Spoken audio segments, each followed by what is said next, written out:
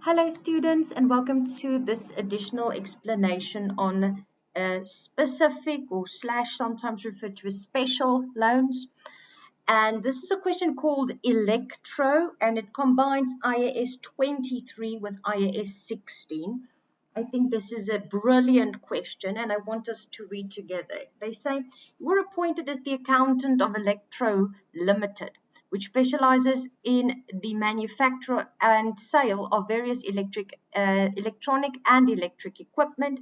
This was of specific interest to you as the company manufactures, among other things, also generators and electric equipment.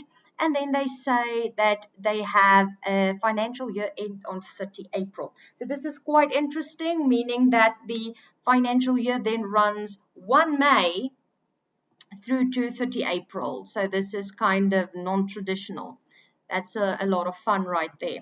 Then they've given you the accounting policy. They say buildings are carried on the cost model in terms of IAS 16, and it's depreciated on a straight line basis over the useful life of 25 years with the residual value that is equal to 5% of the historical cost price. Thereafter, they give you a note called buildings. Electro owns one building called Building L, and it was purchased and paid for in cash 12 years ago, from which it operates both the manufacturing and sales activities. So this is a PPE building because it's your manufacturing and your sales activities. An accurate estimate of the building, of the use of the building, is that half of the building relates to sales and half of it relates to manufacturing activities. So this doesn't really matter. In general, it's just all PPE. Then they say, as building L is older, it was decided that the entity would dispose of it. An estate agent was able to organize for a purchaser, and building L was sold for 900,000 Rand in cash on 1 June 2020. The cost price of the building was 470,000.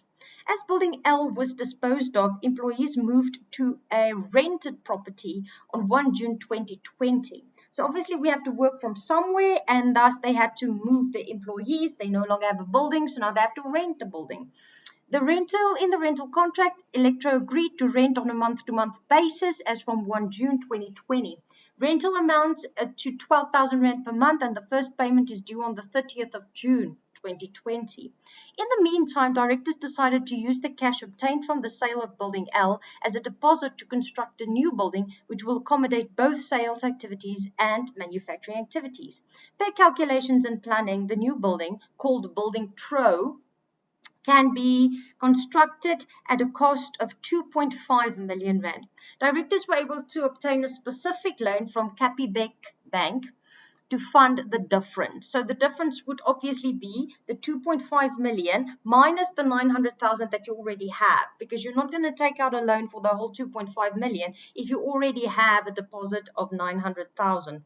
Directors were able to obtain a specific loan, as I said, and then the loan was paid to Electro on 1 July 2020 at an interest rate of 12% per year, compounded quarterly. Very important information. I just want to highlight it. Compounded quarterly. The loan needs to be repaid over 3 years. Capital and interest are due every 3 months. So we are not busy now with a once-off payment. I have shared with you a summary for the special/specific loans. And there are 3 types, right? We are either dealing with a simple loan, or we have the loan is paid off as time progresses, or we have that it's paid off with a once-off payment. So if I look at my options, it should be between these two. However, the loan is paid off as time progresses because the capital and interest is paid over 3 years continuously. So therefore, we are busy with a payment as we progress. And the instruction here is that we should have a present value which is equal to the loan value. We have time, payment, either the payment is given or it needs to be calculated, and then there's an I which can also be calculated or given, and then the future value should be 0. I've also put some compounding instructions here because if it's monthly, your interest needs to be divided by 12 while your time is times by 12. Then for quarterly, you need to divide the interest by 4 and the time needs to be times by 4.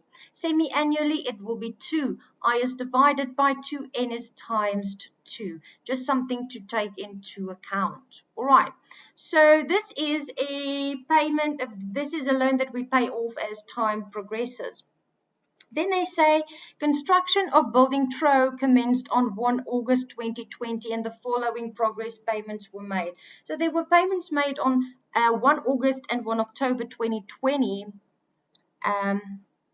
This should read, I just noticed, this should read 2021. Just fix that.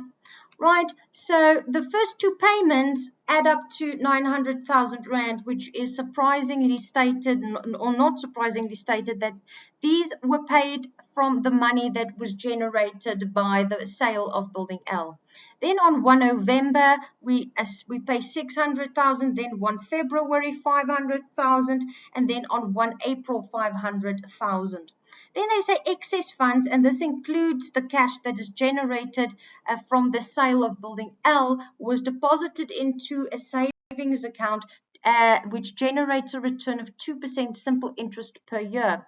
Building Tro was completed and ready for use on 1 April. The employees moved into, which should be one word, the premises on the same day. Then there's a list of required parts. They say you need to construct the general journal entries for the disposal of Building L. Then for B, you need to calculate the actual interest cost and the interest cost to be capitalized for the year ended 30 April. Of course, these two are different because the actual interest cost is all the interest cost that you've incurred that falls within your financial year, while the interest cost to be capitalized will be the interest cost that only relates to the capitalization period. If I look at this question, the capitalization period starts on 1 August 2020 and the asset is ready for use on 1 April 2021. This should read on 1 April 2021. So therefore we need to know that that would be our capitalization period between 1 August and 1 April of the next year. Right, then they say calculate the actual interest income. So again, this is all the interest income that we've earned that falls within the financial year. And then the interest income to be capitalized, which is again the interest income which falls within our capitalization period. And that would be between the August of 2020 and of course the April of 2021. Right, then in the final required part, we are told that for D, you need to construct the general journal entries as it relates to Building Tro in terms of IAS 23 and IAS 16 for the year ended 30 April 2021. So we first have to do all the calculations and then we need to do the general journal entries. All right, so let's start with number A, and this is the disposal of Building L. So Building L was sold on 1 June 2020 for 900,000. It had a cost price of 470,000. If we look at the accounting policy, they say the lifespan is 25 years for a building and that there is a 5% which should of the historical cost that should represent the residual value. Also, they tell us that this building was purchased 12 years ago. All right, so with that information, I'm going to start with required number A. And the first thing we need to do there is recognize some depreciation from the beginning of the financial year up till the date that this asset is now disposed of. So the financial year should start on 1 May and we sold this on 1 June. So between the start of the financial year and the date that the Building L is disposed of, there's 1 month of depreciation that needs to be accounted for. So yeah, I'm going to start by saying I need to debit my depreciation and I need to credit my accumulated depreciation on Building L. Right, so there's a bit of calculations that need to go in here. And the first thing I need to do is I need to go and determine, but what is my residual value? The cost price of this is given to me as 470,000, while the residual value should be 5%, we are told, of the historical cost. So I'm going to take this times the cost by 5%, and I get a residual value of 23,500. So in order to account for the last depreciation between 1 May and 1 June, I'm going to take the cost price of 470,000. I need to minus the residual value from it, and the useful lifespan is 25 years. We are using the cost model, and there was 1 month between the start of the financial year and the disposal, so that's going to be 1 out of 12. If I do this calculation, I will get to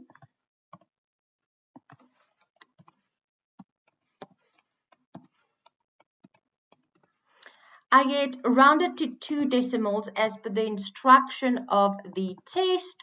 I get 1,488 and 33 cents. So this would just be my calculation. And the date of this would be, let me move the A. The date of the depreciation will be 1 June 2020. Right, the next thing we need to do on the same day is account for the disposal. So in order to account for the disposal, we need to remove all the accumulated depreciation. We need to remove the cost price of the building.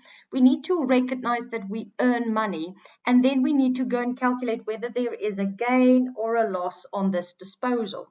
So the first thing I need to do is I need to go in and calculate the sum of all possible accumulated depreciation. So again, I'm going to say that they have not given me a date of purchase. So the only thing I can go by is the fact that they tell me this is 12 years old. So I'm going to base the accumulated depreciation on the 12 years because they did not tell me that specifically it was purchased on this date. So to calculate accumulated depreciation, because for the journal, we're going to say accumulated depreciation on building L needs to be removed with a debit. Then I need to remove the cost price, which will just be called building L. Then I need to go and recognize that I get money and I put it into my savings account. How do I know that it should go into the savings account? Because the question tells us here that excess funds, including that generated by the sale of the building, was deposited into a savings account. So that's how I know that I would get money into my savings account rather than my bank account. And then we will have, of course, on the disposal is a gain or a loss. So let's see. In calculating the accumulated depreciation, I'm going to say that the cost price is 470,000 and I need to minus the residual value. I'm going to divide it by the useful life of 25 years and I'm going to times it by 12 years because I'm told that that is the age of the building. That is the only thing that I have to go by since there is no purchase date. And if I do this calculation, I get a total accumulated depreciation of 214,320. Then the cost price needs to be removed. That's pretty straightforward. Into the savings account, we get the money. We are told that it is sold for 900,000. And it seems to me like we are making quite a gain on this disposal because we will definitely require a credit entry to have these accounts balance out. So I'm going to say gain on disposal. And this is going to be the difference between the debit and the credit side. So we've made a good gain of 644,320. Right, that was number A. I think that was quite straightforward. The only thing that was a bit tricky might have been the 5% residual value. And then also just to remember that it is paid into the savings account as per the instruction of the specific question. Moving on to B and C, we have, firstly, we need to calculate per the required part for B, They want to know what is the actual interest cost and what is the interest cost to be capitalized for the year, which ends 30 April 2021. Right, so here I've already drawn up just my layout of my interest. So I'm first just going back to what I have typed into my financial calculator. So this is plain and simple financial calculator workings, and you need to be very familiar with the calculator that you are using, because this will save you an awful lot of time when you have to do your calculations in a test situation. Then I also know, students, and in calculating the interest cost and the interest cost capitalized, and also even see, right, the interest income total for the year and the interest income capitalized, students are always looking for shortcuts. You will have enough time in the test to do all these calculations, because all these calculations are required. There is no shortcut for you to only do certain calculations to be able to answer your question. There are no shortcuts. You need to have a pen and paper. You need to, and a calculator. You need to write all the calculations when you are writing tests. There's no way to do it quicker or to do it some other way. If there was, I would share that way with you. But this will probably lead you to have the wrong answer. So please note, there's no shortcut to doing this. So what I've typed into my calculator is the fact that we are now busy with we're making payments towards this loan as the time progresses. So my present value I typed as 1.6 million. And the 1.6 million is the difference between the cost to construct this new building. I believe it is called TRO, and the 900,000 that we already have. So as I've mentioned, we're not going to have lenders give us the 900,000 because we've already got it from selling our old building. So the loan that we will need is 1.6 million. The future value will be zero because after the time the 3 years have lapsed, we will owe nothing. So the future value refers to the the period which you will reach when the time of the loan is lapsed. So after 3 years, you will owe the Cappy Bank, I believe, nothing. Then for N, this is quarterly compounded. So that it was quite important, and I think I even highlighted it. It was quarterly compounded. So with quarters, we work with 4, but please remember it's 3 months. So students think because we divide and times by 4, it's 4 months. So please just keep in mind when I talk about quarterly, it's every 3 months, but the factor by which you need to adjust your time and your interest is 4, because there are 4 times 3 months in a normal year. So I took the 3 years and I times it by the factor of 4, which gave me 12 quarters.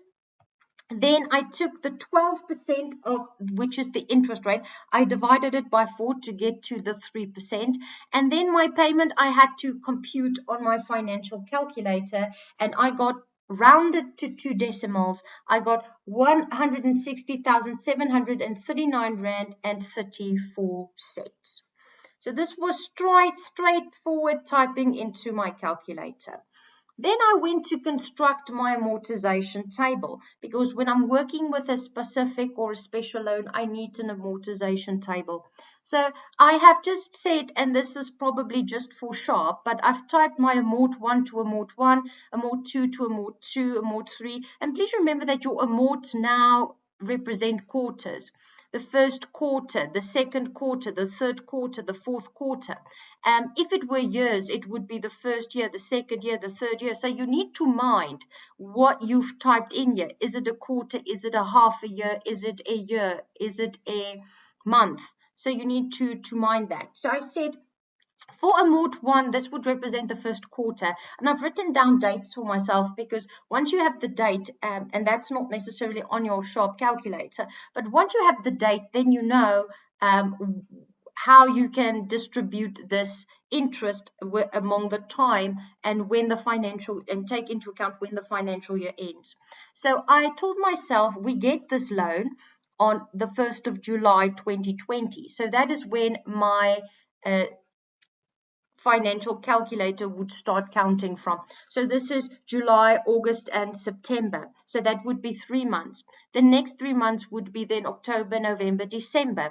The 3 months after that would be January, February, and March. And then the 3 months after that would be April, May, and June. So I counted 3 months because a quarter is 3 months. So I have the dates and I make the calculations easier for myself. Then the interest, I simply read from the amortization table of my calculator, of my financial calculator.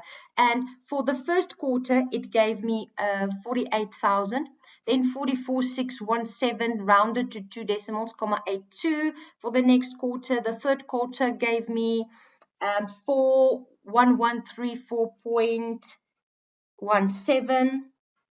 And as I am explaining, I'm just double checking myself because the slip of a finger can happen at any time. And then for 4 to 4, it is the interest given by my calculator is 37546 and 2 cents to the dot. They cannot tell us that we are not precise, right? Those auditors who talk about materiality, we don't mind materiality, we account for every cent. Right, then I've indicated to myself months in the financial year. So this is the month that will fall within the financial year that I am currently accounting for, and that is the financial year ending 30 April 2021. And this is used for my actual interest because all the interest that I can calculate that falls within my financial year or the current financial year for which I'm doing calculations will be actual interest cost. So here I'm going to see my financial year started on 1 May. So the July, August, and September, all 3 months will fall within my financial year. Also, October, November, and December will fall within my financial year. January, February, and March will fall within my financial year. However, if I look at the fourth quarter, only April falls within my financial year because my financial year ends here by 30 April. So of the 3 months, only 1 month will fall within my financial year. Then I also go and count the months for which capitalization is allowed. So capitalization, what was the capitalization period? It was 1 August 2020 to 1 April 2021. That was the capitalization period, right? So now I have to go and check how many months fall within this interval. So it's July, August, and September, but only August and September will be months for which I can capitalize. So that would give me 2. Then October, November, and December falls within my capitalization period. So does January, February, and March, 3 months. Right, and then 1 April, because the capitalization period ends on 1 April, we're not going to count April. So if the capitalization period ended on 30 April, then we would count April.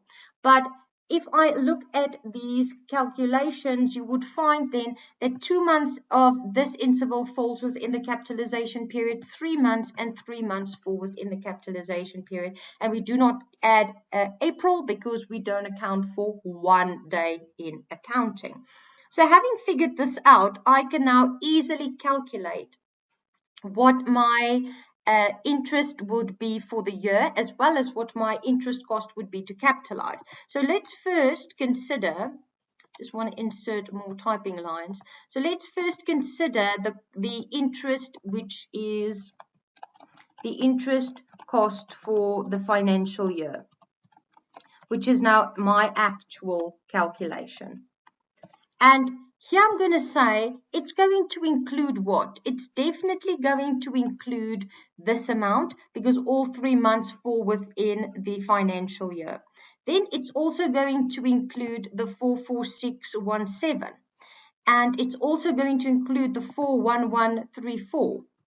Then we need to be careful because here there's only 1 month that falls within our financial year. So for that interval, I need to say I take the 37546 and I divide it by 3 months because it represents a total interest for 3 months. but only 1 month will fall within my financial year. So I times it by 1. And here I can get to the sum then of all the interest that is the actual interest cost for the year. Right, let's look at the interest.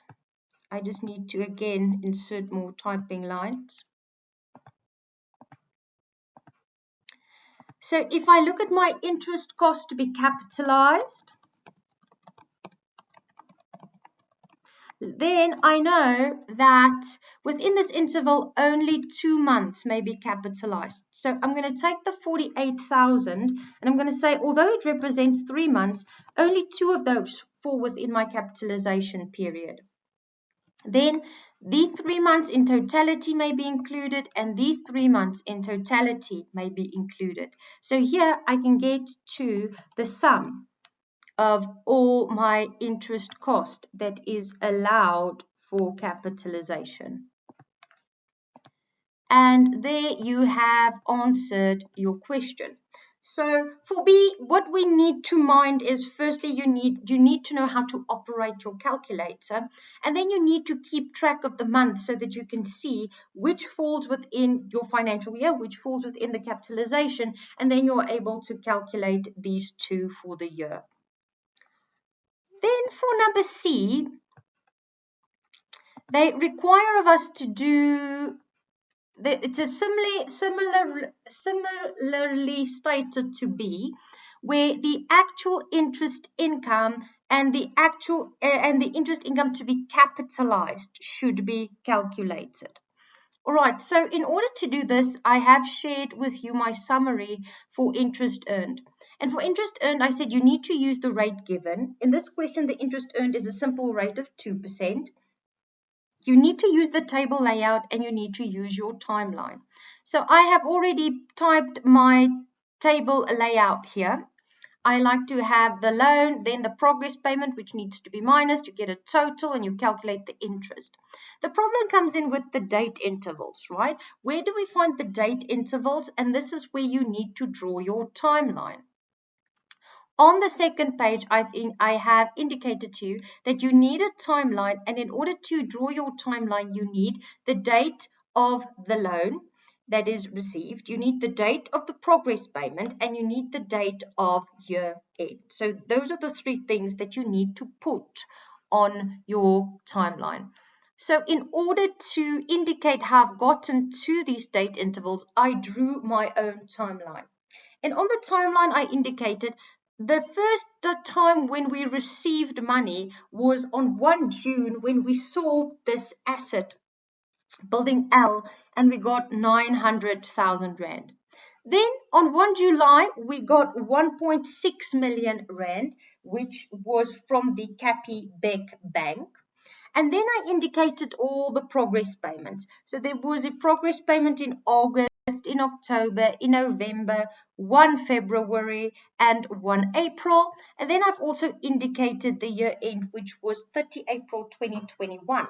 So this is how I obtained all my intervals. So it was from June to July, July to August, August to October, October to November, November to February, February to 1 April, and then 1 April to 30 April. This is how I got to my time intervals. So I typed them in, and then I'm able to go and calculate my interest and minus my progress payments. So to do this, I start with the loan part that we receive, which is 900,000 Rand. And this is one portion of, it's not included in the loan, but it's required to have a complete building pro. So I consider it quote unquote part of the loan, although it's not the loan that we have gotten from the bank. But had we not had this 900,000, we would not be able to complete the building in its entirety. So there's a 900,000 that we received. There's no progress payment in this interval. And then there's the 900,000, which is the total. I need to calculate my interest, so it's going to be the total times the 2% given, and I believe 1 June to 1 July would be 1 month. Then 1 July to 1 August, I still have 900,000.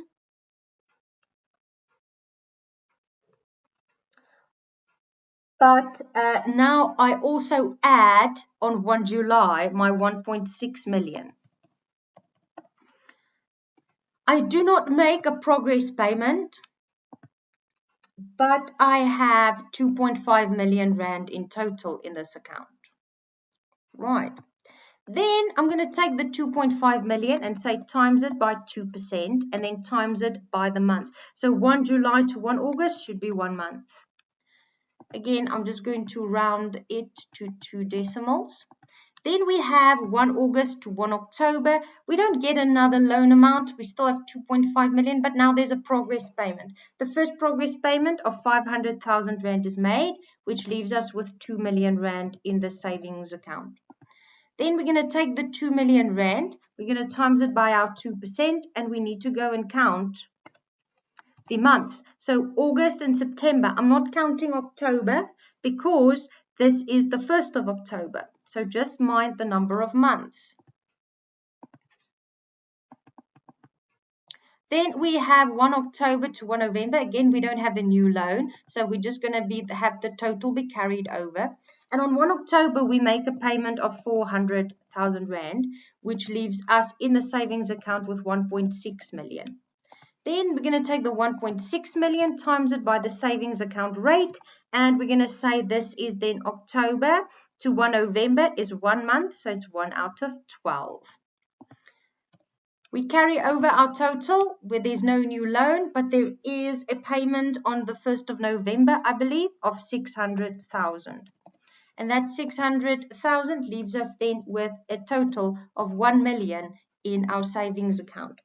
I am going to take the 1 million, times it by the 2%, and times it by the month. So it's November, December, and January. February, I'm not counting because it's the 1st of February. We are still left with 1 million Rand in this account. Do we make a payment on 1 February? We do. We pay 500,000. We just type my zeros correctly, which leaves us with 500,000 in the savings account. It's 500,000 times the 2% times the months. So it's February, March, and April. I'm not counting because it's the 1st of April. So it's 2 out of 12. And then we have 500,000. The final 500,000 is used up.